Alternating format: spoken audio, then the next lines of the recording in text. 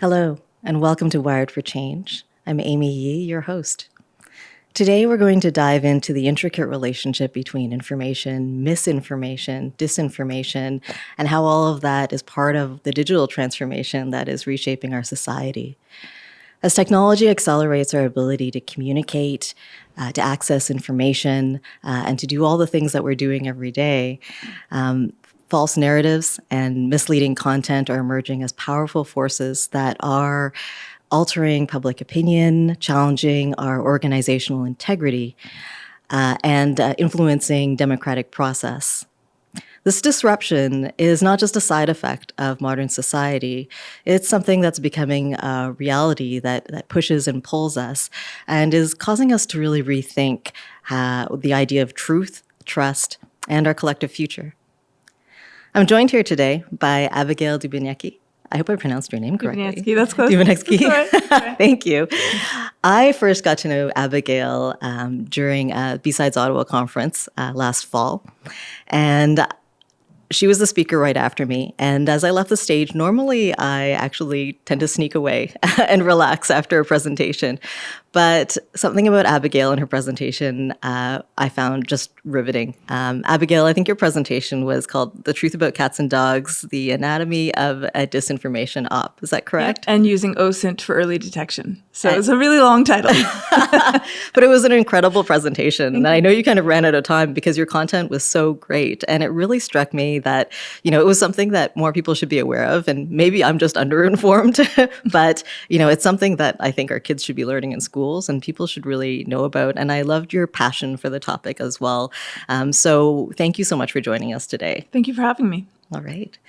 So maybe we can get started by defining for people a little bit what is misinformation and the difference between that and disinformation, and any other sort of key definitions that come to mind as well that I might be missing out on. Mm-hmm. Well, so misinformation and disinformation, I think the primary distinction between the two is the intention behind the action. So with misinformation, you may unintentionally be spreading something that is false or that is incomplete or inaccurate. So sometimes something can be misleading because of the way it's framed, a picture taken out of context, right? For example. So plenty of people, after October 7th, with everything going on in Gaza, we saw a lot of photos of Gaza, going around, and some of them, with quick reverse image searches, you could see these were pictures from Ukraine or from Syria. Not everyone who reshared those images intended to misinform people and say this was happening. And the fact is it was believable with everything that was going on with the military activity that those could be images, but those were not the images. So that would be an example of misinformation. It's possible somebody started out with the intent to disinform, and that's where disinformation comes in, and it's much more nefarious. So with disinformation, what you are trying to do is it's like a mind hack, really. What you're trying to do is present something as factual and get someone to believe something else. Or more nefarious in information warfare is to just muddy just make everything very confusing so that it's really hard to figure out what is true or what isn't true. And that's actually where we start to get into things like influence, malign influence, where then you're trying to take the information space and use it to influence people's behaviors in ways that are really usually against their interests. Another term for that would be something like active measures. I like to call that the stop hitting yourself thing, where your brother or your sister would be like using your hand to hit yourself. It's making people, it's hacking their minds. It's using disinformation and manipulation to get them to act against their own interests. And so we saw a lot of that with the US election, for example. A lot of people saying, I didn't vote for this. Well, actually, yes, you did, because it was all out there. And then there's malinformation. And malinformation is one that often gets confused with disinformation. And it's important to make the distinction. It's where the thing that you're presenting is true, but it's presented in a way that is misleading, right? So it is true that there was a woman who was walking along the staircase of a bombed out building, but it's not true that that happened in Gaza. That was a photo from Syria, right? Wow. Or you present something in a certain way. I think you could characterize slowing down Nancy Pelosi speaking so she sounded drunk as malinformation. It was an actual video. It was her speaking. Those were her words, but we've manipulated it a bit to mislead people in some way. And that's particularly nefarious. But that can start with something real. So what they all have in common is even innocent, if you can call it that, misinformation, is that they deprive us of our ability to exercise our own self-determination when it comes to making decisions that matter to us and to society, right? They undermine our self-determination and our autonomy because an informed populace is an empowered populace. And once you are disinformed or worse, manipulated, your power can be hijacked and used against you in an active measure, or used against the people that you love, or people that you hate as well, but in ways that you would not have appreciated. Wow, there are a lot of subtleties there, and I feel like we need practice in order to recognize all of these pieces, and it can really impact people in so many different ways. Even if you look at healthcare, for instance, something that could be innocent, could spread something that actually harms people's well-being as well. And I'm happy that you bring up the healthcare example, and I know you have a background in healthcare, so this is something very familiar to you. But this is the example of. Often disinformation works really well when there's some seed of truth or something believable. So there's some real sentiment that exists in society. So there is a mistrust of the medical establishment. We have seen pharmaceutical companies do things that make us lose trust, or governments do things that make us lose trust, like the Tuskegee experiment or things like this, where people were experimented on and told that they were getting treatment. So it's understandable that there would already be that mistrust. That mistrust that exists for reasons, valid reasons, is a fertile ground for misinformation, disinformation. Add to that the lack of medical and scientific literacy in the general populace, and journalists who are really quick to want to put out news, and they don't have the skill set, or they don't have the time, or they don't have the word count. That's the other problem. Or they have an editor who decides this headline is more clickable. What ends up happening is you get something like the study that was done that tried to suggest, was it the malaria pills that they were trying to say would be a COVID remedy? So you should be using these malaria pills. That study involved, first of all, it didn't follow basic study design and scientific research. It hadn't been peer reviewed yet, so it was a preprint, which in my view, something as important as that should not be allowed as a preprint. So what that means is it gets out in the medical publication, but it hasn't gone through the rigorous analysis and review by peers who can even see the data and test it. On top of that, there had actually been deaths, people who had died, and they decided to just take them out as outliers. Well, that's kind of the whole point of the study, is to see, so they shouldn't have been taken. So the whole thing was very sloppy, but that seed, the story that came out of it is, it might actually work. What was completely distorted from top to bottom, but then that got picked up, and people who already were prone to not trust the medical establishment were ready to glom onto that. And for various reasons, legitimate or non or illegitimate. And then that story just continued to go. And disinformation travels faster than anything else, and repetition is the fuel that feeds it. And then we add to that social media, which I think we'll probably be talking about in a moment. Well, and with COVID especially, there's so much fear and uncertainty there as well. So very fertile ground, I imagine. Before we get too much further, I do want to ask you a little bit about your background, just to share, with folks. And how did you get interested in this topic? So that's interesting. And I explained this at the B-Sides conference where I spoke as well. I was like, why is a privacy professional who doesn't have expertise in disinformation and doesn't have expertise in OSINT talking about disinformation and OSINT? So I am a 100% certified privacy geek. I'm a lawyer by training. Before that, I was a high school teacher. And I've been deeply, deeply immersed in the world of privacy and data protection. And I'm also a politics junkie and a news junkie. So there's that. What happened was, when I was in the UK helping a portfolio of SMEs, so small and medium-sized enterprises, grapple with this massive sweeping data protection regulation, which is called the General Data Protection Regulation, they were really struggling with how to implemented and operationalize it. And one of the things that got them most nervous was actually something that came out of a different law, which was the cookie law and the direct marketing rules. So the cookies, those banners you get to say yes to cookies or no to cookies, or which kinds of cookies, who knows. That was an annoyance for a lot of the businesses because they wanted to get the analytics. They wanted to be able to place targeted advertising. Well, around that time, that's when the whole story around Cambridge Analytica broke. And I realized, I was already pro-privacy myself, so not just helping people with compliance, but also very interested in privacy. But the Cambridge Analytica scandal really reinforced for me how my original position that privacy is a fundamental right that needs to be protected. It's foundational to so many other things. But two, how important the work that I was doing, which seemed to be annoying compliance work, was to preserving our democracy for the very reason that I said about people being able to influence, to be able to make decisions that are informed.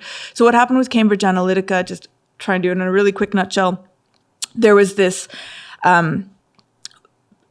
quiz, like find out what your personality is or something like that, your digital life. It was to get a personality quiz and then share it with friends. And basically what they did was they used it to do a psychometric profile of people, what their voting tendencies would be like, what interests were likely to be important to them. But they also used it to get people's social graphs. And this is where social media is so important. It's the network effect, which is, like I said, it's one thing to say something that is untrue and influence one person. If you can influence their entire network, or at least cloud the area, just throw enough spaghetti in the way so people are confused, then you've already won, right? You can be very successful. So they were able to get the social graphs of all of these other people, even people who didn't do the quiz. All of their data was then harvested, and then that was used to create these psychometric profiles. So that could then be used to target people with political disinformation and political targeting. So micro-targeting. So I put you in this category, so I will micro-target you with this message. I might micro-target somebody else with exactly the opposite message. And the intention is either to get you to vote a certain way, so in the Brexit referendum to vote leave, or to not vote at all, which is a big one in the US election in 2016. Very, very significant voter dissuasion, voter suppression of a kind we hadn't seen before, targeted at African-American voters. So really like Hillary's, the super predator thing. And we saw that again a bit in 2020, and we definitely saw that in 2024 as well, right? So this very hyper-targeted, micro-targeted disinformation or influence to influence people's voting behaviors. And how do we know this is happening? Well, there were a whole host of studies that were done, and you can also look at the network effects. So there are actually people who use open source intelligence techniques to watch how a lie spreads. And you saw in the presentation that I gave the example of it was called The Truth About Cats and Dogs. It was about the disinformation about Haitian migrants in Ohio eating cats, stealing people's cats and dogs and eating them. And you can see how it spreads and who the accelerators are. So there are specific people who will put that story out there. Someone else will then pick it up. It gets laundered through politicians who lend some legitimacy to it, or major news outlets that lend some legitimacy to it. And then it just keeps on going and going and going, even after it's been debunked. And that's the other piece that I wanted to mention is that when we talk about this spectrum from misinformation all the way through to malinformation or even malign influence, we have to look at our own vulnerability as humans. And one of the biggest vulnerabilities that I tried to emphasize in that talk was confirmation bias. So we want to believe certain things. And so when we see something that confirms our biases, we will believe those things. And it's hard for us to be critical. It's the time when we should be most critical, when it's just too perfect. And racism and a history of racism and xenophobia against migrant communities is a very deep-seated form of confirmation bias, where the people who were hearing these stories wanted to believe that this was true, or were primed to, because it's just been that myth of eating cats and dogs goes back to the Chinese Exclusion Act in the US. So they were just recycling old tropes, and it had been debunked. And even J.D. Vance admitted, well, if we have to make things up just to get your attention, it's like, but you literally just said you had to make things up. So that's like we've lost sight of what we're trying to do here. Yeah, and so you see it. And then what was really interesting about 2024 and it didn't start in 2024, but it was finally exposed in 2024, before it was bots and trolls amplifying, and you could detect bot behavior and troll behavior by the pace and the velocity and the network effect. And there are all these things you can do to map it out and actually see how it's spreading. And so with the COVID disinformation, there have been studies that have shown that the vast majority of COVID disinformation that was spread by like 12 accounts. Wow. Which were they're the seed accounts, they're the super spreaders, and then there are all the others, and some are the useful idiots, so the people who don't realize they're being used and they're convincing their family members because they've been duped. And then there are the nefarious actors. What we had this time around was, because one of the challenges, and there have been, like I said, detailed studies on this, is that especially in the US, freedom of expression is really important. I don't think its value as a right among other rights is the nuances are well appreciated among the general populace. It's kind of been treated as an absolute, and that goes back to a strategy of perception management that has been going on in the States for some time, particularly by ultra-conservatives. But what ends up happening is that with bots and trolls, or with bots at least, they're fake or fake accounts, you can say you're not real, you don't have any rights, you're not real, you're just a bot, right? So you can just shut those down. Getting influencers who already have an organic audience that believe them, they want to hear them, they're in their ears all the time, getting them to basically be your mannequin, your dummy who's saying the words that you want them to say is so much more powerful than trying to build up an audience from scratch, right? So that's what happened this time around, was let's get all these influencers. And again, they did what they did last time. Like the political microtargeting under review in Cambridge Analytica was basically just using the ad tech ecosystem that we already have in place to influence people to buy things. Maybe listen to your podcast, right? You're micro-targeting based on segments and everything else. Well, what they did was they said, well, the segments we want are voters whose minds we want to turn more favorably to this or turn away from that. And then with the influencers, same thing. Influencer marketing has just been picking up speed for the past few years, and people are making entire careers and livings off of it, right? And so being paid, money to basically not even have to come up with the content yourself, just basically you've got the talking points, you don't have to do any research, all you have to do is say the stuff. It's a pretty sweet deal. So we had a number of Canadians actually who were recruited for this purpose on behalf of Russia, on behalf of RT, and that came up as well. So a few times we've talked about, you've mentioned like what's happened before and what's kind of happening now. I wonder if you could give us a sense of, kind of what has been there for a while and what is maybe changing. Because my gut tells me that this is becoming more powerful. Social media platforms are even more established than they were before. There's technology, AI, that is able to create completely real-looking people to give testimonials so you don't even maybe need an influencer, or maybe it's an AI influencer that's out there. And there are some. Yeah, right. Who knows They're anymore? More attractive than us. Right? Have you ever walked into a mall and thought, you look like you've been created by AI? I know. I'm starting to feel that way. Right? So yeah, maybe you could give us a sense of, because some of the stuff, it sounds like, just keeps working. Like, this just works, and so we keep doing it, or they keep doing it because it works. So the things that have always kind of existed, and then how maybe it's picking up speed or picking up in terms of amplification, either because of social media platforms, or maybe we're changing and we're more susceptible, or maybe it's technology. No, these are old tactics. They're tried and true, and they've worked very well. Going back to the print, just print media, which is not particularly revolutionary. So if we go, film was one of those pivotal moments in World War II and leading up to World War II. Film was the big technology, and radio were the big technologies that made things bigger. And then now we have the internet and social media and AI. We had AI, but now AI that's more readily available to people. But the tactics are the same. And so one is you find a population's, first of all, you have to identify the vulnerability, right? So who's your target and what is their vulnerability, and why are they a target for you? Well, their vulnerability can be that there's already existing strife or anxiety. So there's some kind of emotional thing that you can really tap into. There might be some pre-existing, like I said, xenophobia or economic worries or whatever it is. And then you take that and you introduce a story or a solution that sort of answers that lizard brain concern, not the intellectual one, but the lizard brain concern. So it's those guys who are responsible, right? Or this is what's going to happen.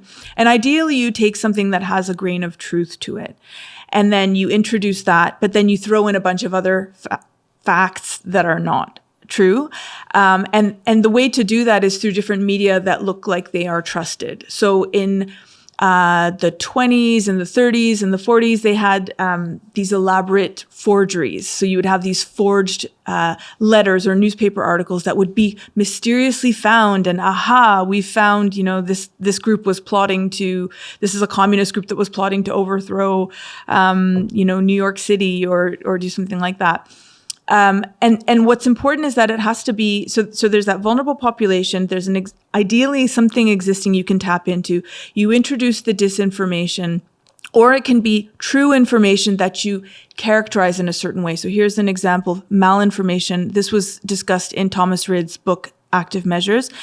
In the US, during the Jim Crow era, it was a brutal time of racial segregation and violence. All of that was true. And the lynchings were true. All of that. None of that was disinformation. What the Soviet Union started doing was sending letters and like sort of forgeries to missions within the U.S., so diplomatic missions within the U.S. to people from the global south, particularly from Africa, saying there's a plan to start going after African diplomats. You need to watch out. And so it wasn't hard for them to believe that because they saw what was going on with Jim Crow. And frankly, that could happen. It wasn't happening, but it was an example of how you can take, like real information and then just kind of tweak it a little and then turn people sort of on side and start to hack their minds and manipulate them. So there's that. There's the laundering that has to happen. So it gets laundered through something somewhat legitimate, a politician, a regular news outlet, someone that seems disinterested and dispassionate. So I don't have any stake in what's going on in Ukraine right now. I'm just some influencer from the US. I don't have any family there or anything, but I'm really concerned about this issue somehow. So all those influencers suddenly were very, very interested in Ukraine and Russia. And then that gets laundered, and it's the repetition, which is really critical as well. And that's where you can see how that the virality and the ability to spread and just repeat. The more you repeat something, the more it can appear to be true. And I'll give you an example that goes back to like 1905 or 1903, which is the Protocols of the Elders of Zion, which is the basis of the Jewish bankers conspiracy, which to this day stubbornly sticks. And that actually started as an anti-Bolshevik measure by the Russian Tsar of the time. There was some kind of French organization doing something. I don't think it had any kind of Jewish connection. They took this thing and they turned it into, there's this protocol of this global conspiracy of wealthy Jewish people who are trying to take over the world, and then associated the Bolsheviks with it. And of course, you did have some people who were Jewish in the Bolshevik movement, et cetera, and it just spiraled. And then it was placed in other newspapers. Same with the AIDS, the theory of, biolabs and the U.S. invented AIDS. That was a Russian story that was planted in a friendly Indian newspaper in India, and then picked up again, like, oh, look what's happening. It was in this newspaper in India who has no interest in this, and it just gets repeated and laundered and amplified, and then before you know it, it spreads like wildfire. And then it becomes truth to people, or once it's debunked, it's too late because the sentiment, and it's that emotional piece that I think people don't realize. It's not about your rational brain. It's about that emotional response that they want to elicit from you. And that's what you remember, and that's what you feel. It is. Even when you meet people in person, right? You always say, like, you might not remember what somebody said, but you'll remember how they made you feel. Exactly. Right? And it's that same kind of idea. And social media is fantastic at that because it was designed that way, right? It was designed to give us these dopamine hits. And any kind of media, if you do it well, you tell a story, and a story can really pull at someone's heartstrings, which was one of the things that I had said, you need to, when you're presented with information that elicits a very strong emotional response for you, you are particularly vulnerable. I'm not saying don't have feelings. It's very important. I cry very easily in previews even, right? So feelings are fine. Understand how your feelings might be manipulated, because that's the first thing that they do, is that first whack that emotional hit. And that happened with a lot of people with the QAnon conspiracy that dovetailed closely with January 6th and anti-COVID measures and so on and so forth, was that these children are being kidnapped and their blood is being used to, it was a whole psyop, but it grabs people's emotions, and then it makes it harder for them to think clearly and to think critically. So if you are hit with something, even something that is something you normally agree with, you need to pause and kind of check yourself for a second, and not necessarily and resist the urge to just reshare and rage tweet and do all of these things, because you might be spreading something that is not true. And we saw that even, like, there were videos of white phosphorus in Gaza, and they were from Bakhmut in Ukraine, a conflict that is going on and was going on at the time, but completely misplaced, the wrong video, right? So waiting. It's that emotional piece, and then another piece that's really important, like I said, is if it's too good to be true and it's too perfect for the narrative you already have in your head, play devil's advocate with yourself, because chances are it's being fed to you. And then the next piece, which is a tactic, is mirroring. And so someone is thinking just like you or very similar to you, and you're like, yeah, I totally agree. And then they kind of try to slowly push the Overton window and send you in another, like, just a little bit more outside your comfort zone. And before you know it, you're believing things you never would have believed, or taking positions you never would have taken, because they've kind of lured you in with this sense of comfort. Wow. There's a lot to consider. And I guess at some point it starts to drive our actions, right? I guess I'd like to turn a little bit now to the who benefits kind of question, because there's a lot of this happening. And we know that there are political and social impacts to this, and financial ones. There are business models that are coming up that are being powered by these kinds of tactics. So I was wondering if we could talk a little bit about who's benefiting from all this, and then we'll shift to what do we do. Well, I mean, even in mainstream media, we had the notion of if it bleeds, it leads. Things that grab us and grab our attention that are shocking tend to sell better. In the social media world, in the influencer world, the more clicks you get, the more ad revenue you get. And that was actually directly tied on X. Once Elon took it over, that became very obvious that these influencers who were spreading, the cats and dogs disinformation were making really, really good coin from it, right? They were making a lot of money with each click, with each reshare. And in some cases, they were also being paid to do it by their handlers as well, right? To spread these things. So the people who aren't necessarily invested in, I would put them in the category of opportunists. They aren't ideologically driven. They don't have any stake in it either way. They don't really care. What they care about is number one, which is themselves. And if they can make really good money off of this, why not? Especially if they can get away with it. Their vanity as well, right? Like if they can be amplified, there's that vanity piece, but mostly it's the money, and they get a lot of money for it. So that's someone who benefits. But then the social media platforms as well from our engagement, because the more our eyeballs are on these things, the more the advertisers, the more they can say, we've put your ads in front of this many eyeballs, right. Whether or not there's been a conversion. And the whole real-time bidding network is so, basically it's really hard to tell where your money and your ad is actually going, but there's a lot of room for slushy money to go around. And so you have the impression your ads are doing really well and that it's leading to something. So that's the piece as well. And then there's also obviously the malevolent actors that want to influence you, either stop you from believing the truth at all and believing there is no truth. And you're very easy to manipulate if you become apathetic and atomized and disassociated from the people around you.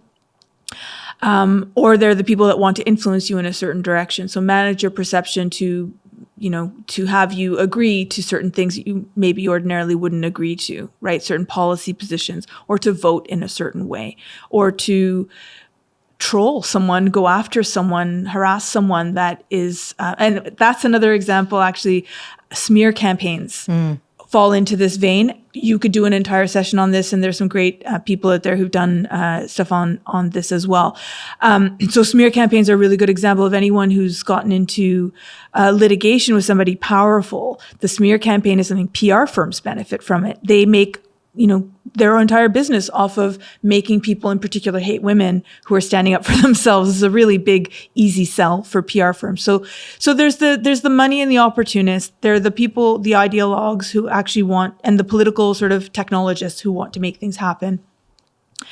And then, did you say political technologists? Yeah. So I've heard that term, and I might not be using it properly, but the idea is that you're kind of, you're manufacturing the way a democracy unfolds or the way a political society unfolds, right? And so you're using the infrastructure of politics and the things that go with it, like the media, to it's not necessarily political technologists. I don't think is necessarily always a negative term, but and then so social media platforms benefit. Who else benefits? Even mainstream media, to the extent that it clicks back to them. So they want to have clickable headlines, and so they'll be sloppy sometimes, or they won't bother to write about certain things. So that narrative weight that they give to certain stories, like Biden's age, so many stories on that as compared to other things that were going on that would be equally newsworthy. So that creates this perception that that's the biggest issue in the world,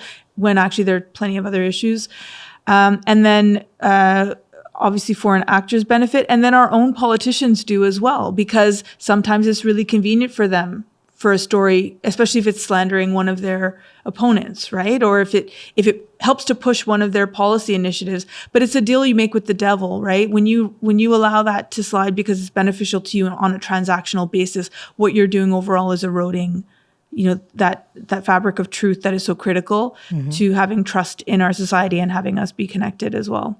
I'm sure there are other people benefiting that I haven't mentioned, but I've given you a good tour of it. No, I appreciate it. And obviously the big tech obviously is the big winner here, right? As we see right now. Right. And I'd like to think that we're seeing that the democracy, the democratization of, tools and technology and information and all that, it really cuts both ways. And you have to wonder, which way is it kind of sliding towards, or which way is it? We don't have to wonder. It is sliding in a particular direction. Yeah, okay. We've had Meta say that they're not going to, they're just not doing fact checking anymore.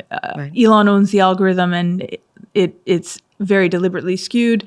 And we've seen his actions in a number of different countries meddling in other people's elections. So, and actually, interestingly, I don't know if we were going to talk about policy solutions, but yes. The EU just came out with a draft voluntary code under the Digital Services Act, which is meant to regulate very large online platforms like Twitter, TikTok, and so on. X, sorry. and it's about, algorithmic manipulation and yes. greater transparency for people, and also prohibitions against spreading disinformation. And so they have a voluntary code that they've just put out on disinformation, but again, it's voluntary. And the group of companies that are targeted by this law are actually just a handful of companies, because they qualify as very large online platforms, right? So, or very large online search engines. So it's all the big tech players right now that stand to benefit from allowing this stuff to go forward for a whole host of reasons. One, it's very lucrative. Two, there are political leaders in positions of power who want them to be able to do that. So it's, and they want to be able to do their mergers, and they want to be able to, make as much money as possible. So that leaves us with us and some regulators who are brave enough to do something about it. And so that takes me to, kind of how do we defend ourselves and how do we take some of that power back? Is there some hope for that? And I guess getting to the discussion on regulators and compliance, and maybe what some good practices are that you've been seeing, internationally, to help with this. Yeah. Well, I think for one, we have the laws in place. We had them in place even with the General Data Protection Regulation, the GDPR. Brazil, I think, set a really good example of not backing down and not being intimidated by Elon Musk when it came to his own social media platforms' violations of their data protection law. And so there's a requirement, if you don't have an establishment in the country, you have to have a representative who can answer to a regulator if there are issues. And there were issues, right? Spreading disinformation and misuse of people's data and so on. And they refused. X refused. And they said, if you refuse, we can shut you down. And he still refused, and they did shut him down. And eventually they called his bluff, and eventually he did send someone along and but the damage was done because this is the thing about the network effect, right? People stay on these networks sometimes even when they don't necessarily want to, because it's where everyone else is. It's where you get the latest breaking news. And Brazil's a huge market, not to be underestimated. Well, the EU is a huge market as well. But we saw JD Vance saying, if you take action against Elon Musk, we're going to pull out of NATO. They've pretty much already pulled out of NATO. That threat, NATO is, you could just assume, and we should assume for NORAD, we do not have a reliable ally. Sorry to get political here, but Germany's new, the leading party that came out on top on the elections pretty much came right out and said so. We've had politicians here say the same thing. So the EU needs to stand strong and apply the rule of law, not selectively, but consistently, right? And that means X has been under investigation for some time now under the DSA for violations, under the GDPR. But there were some discussions in back rooms and not so quietly about do we do this? Do we take that risk of, the US basically weaponizing NATO to protect some private business owner? I think it would be a huge miscalculation to step away from what is a clear violation of EU rules out of fear of escalation when we're already at that point. So that's one way you can do it. And Canada and the UK have tried to come up with their own versions of online safety acts that have gotten a lot of criticism. I think the EU model is a good one. The EU suffers from just things being too complicated, right? And especially for SMEs, it's really hard. But they have the makings of, they've got something really good. They've built it together. And as one of my favorite podcasters, Andrea Chalupa, she does Gaslit Nation, says, the EU's the biggest regulator, which is why they want to break them up, right? It's the world's regulator, right? So that's on the policy side. On the individual side, it's really funny. John Oliver actually had an episode where he was talking about how Facebook got rid of their fact checking and what their fact checking was like before. And at the very end of it, they said, what we can do is, he said, first of all, you can get off of Facebook. But there are a whole host of reasons why it might not be that easy for you. So fine. If you can't, what you can do is make yourself less valuable, because advertisers advertise there because your eyeballs are there and you might actually buy something that they want. So he actually created a website. I think it's John Oliver wants your rat porn pics.com or something like that. It's like John Oliver wants your rat erotica. Okay. Wants your rat erotica.com.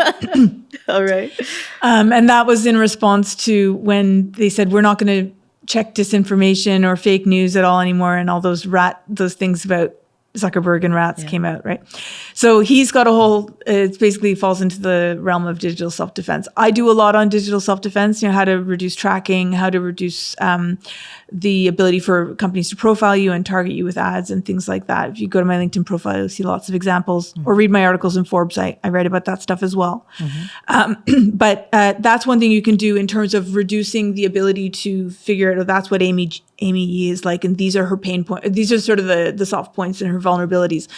But the other thing you can do is, like I said, is we need to just be more critical about the news that we ingest. If you're hearing something from someone who heard it from someone 31 flavors, like one of those kinds of things where something is 5 times removed, quadruple hearsay, then there's just no need to share it, because it pretty much, there's nothing really valid to it. You can do a little bit of digging and figure out if it's true before you share it. That's the one individual piece of information. But the other piece is you have to take a step back and ask yourself, why is this message being sent to me? How am I feeling about this image or this story or whatever it is that I'm reading? And if I were the person sending this image to me, and it might not feel like someone is directing it to you, but it's ended up in your feed because an algorithm has decided you're the right one for it. So why me? And sort of be a little more critical about that. And before you share it, before you take action on it, do additional reading, look for corroboration, right? That's for that individual thing. But also see it in the bigger picture. So in my presentation, I made a distinction between, disinformation as an op, so one story that has been sent out, and a disinformation campaign, which is something where you'll have many, many ops all leading towards one big campaign. So if we think about this in the digital world, for those of you who work in advertising, you might have a campaign for your nonprofit, let's say, and you want to increase donations. You want to target 5 or 6 different segments. One is high value donors who will donate legacy gifts. You're not going to send the same message to them that you would to the person who, buys cookies from the Girl Guides every day, right? That's a different thing. So a campaign would be you're blasting multiple things over a certain cycle, drip maybe, or any other thing. The same thing happens with these disinformation campaigns. So having that preemptive sort of view of like, what's the temperature out right now in terms of politics, in terms of just social issues? Where's the mood? Mm-hmm.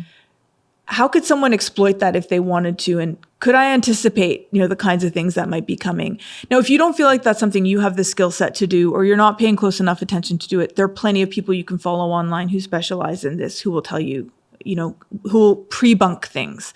And if you do see something coming, you should pre-bunk it. So one example that's being sort of circulated right now is that in the US, Pete Hegseth, the new SecDef, Secretary of Defense, is firing all the roadblocks. So these are the military lawyers who are there to make sure whatever military action you take are within the Constitution and within the law of the United States. Roadblocks, by getting rid of them, you are literally saying, we want to get rid of any check on illegal behavior. So now that they're gone, what kind of illegal behavior do you think they were trying to do? And how are they going to try and make it play out? Well, one example people give is when Russia's Vladimir Putin wanted to get public support for a renewed campaign against Chechnya, he orchestrated the bombing of a building. It was very quickly shown to be his own thugs. Actual Russians died. Like real civilians died. Mm-hmm. They orchestrated this, and then that gave them the incentive to say this war on terror. And of course, they had the backing of other war on, mm-hmm. because everything was so raw at that time. And there you go, right? So, is there something similar like that could happen? Do we need to start messaging that and pre-bunking that, like, now that the adults in the room are gone, mm-hmm. what are the kinds of false flags that might be coming up?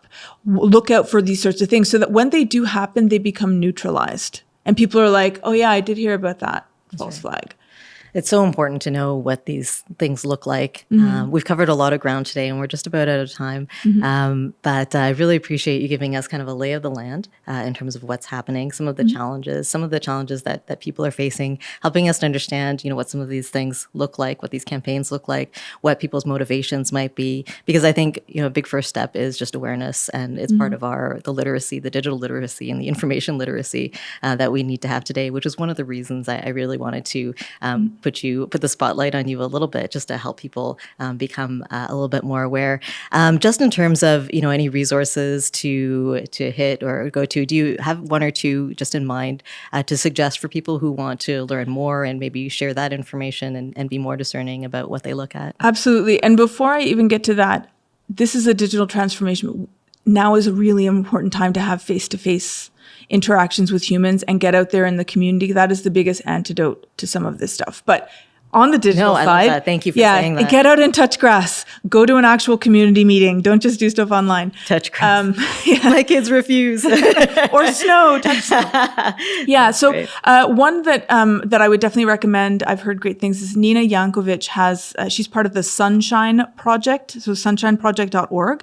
And they have a series of digital self-defense and disinformation and open source intelligence workshops for citizens. So they recently put something on. It was meant to be for public servants in the US, how to digital self-defense against the tech oligarchy was the workshop. And a lot of things about, helping to erase your digital footprint or reduce your digital footprint and just protect yourself better online. So as I mentioned before, it's that harvesting of data about you that then is weaponized against you. But also there are some disinformation examples.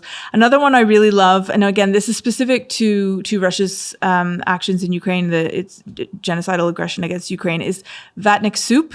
Vatniksoup.org, I believe, is the website. And this is Pekka Kaljaniemi is a Finnish expert in disinformation, and Finland has done an incredible job of increasing digital and just media literacy in their populace, all the way from grade school all the way up to people nearing 100, and AI literacy as well. And so they're sort of the least susceptible to disinformation right now. So he has put together a whole series he's unveiled all of these, disinformation super spreaders, and he's got an entire book on them, but he has a website devoted to them as well. And he brings receipts. So he shows all his open source information that he has to show that these people are, if they're not on the payroll, they are definitely malign actors, or useful idiots unintentionally spreading. Mm-hmm.